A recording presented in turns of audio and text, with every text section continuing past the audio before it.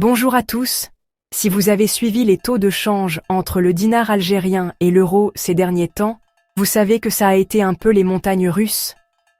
Laissez-moi vous expliquer ce qui se passe réellement en seulement 2 minutes.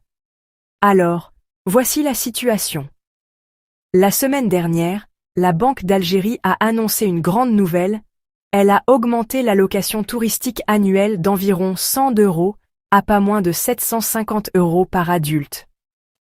Pour les enfants, c'est 300 €.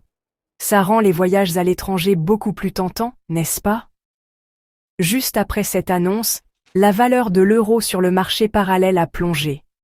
Les gens se sont précipités aux banques pour obtenir des euros. Le taux est donc passé de 263,5 dinars pour 1 euro à environ 256,5 en seulement 4 jours.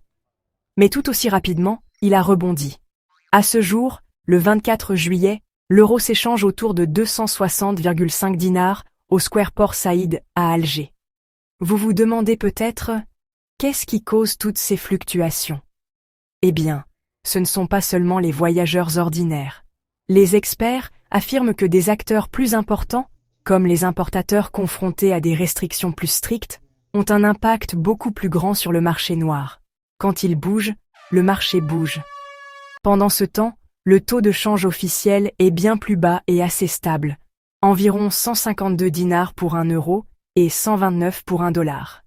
Mais la plupart des gens regardent toujours le marché parallèle parce que, soyons honnêtes, c'est là que la vraie vie se passe.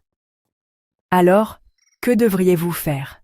Gardez un œil sur les annonces de la Banque d'Algérie et ne paniquez pas si vous voyez des changements rapides. Le marché finit toujours par trouver son équilibre, et maintenant, vous savez pourquoi. Si vous avez trouvé cela utile, aimez et abonnez-vous pour plus de mises à jour rapides sur ce qui vous intéresse. À la prochaine.